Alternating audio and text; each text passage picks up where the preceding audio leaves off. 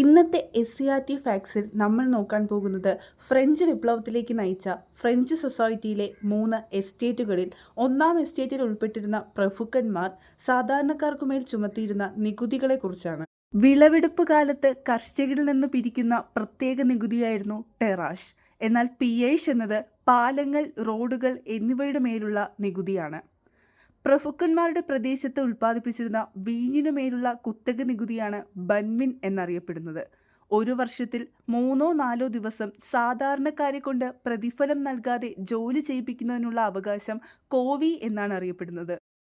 വീഞ്ഞ് നിർമ്മാണത്തിലെ കുത്തക വഴി ലഭിക്കുന്ന അധിക നികുതിയും, മുന്തിരിച്ചാർ, റൊട്ടി തുടങ്ങിയവയുടെ നിർമ്മാണത്തിനായി ജന്മിയുടെ ഉടമസ്ഥതയിലുള്ള സൗകര്യങ്ങൾ നിർബന്ധമായും ഉപയോഗിക്കേണ്ടി വരുന്നതിൻ്റെ വാടകയും ബെനാലിറ്റി എന്ന പേരിലാണ് അറിയപ്പെടുന്നത്. പിയേഷ് ടെറാഷ് തിരിഞ്ഞു പോവാതിരിക്കാനായി പിയേഷ് പാലം, പ എന്ന അക്ഷരം വെച്ച് ഓർക്കാം.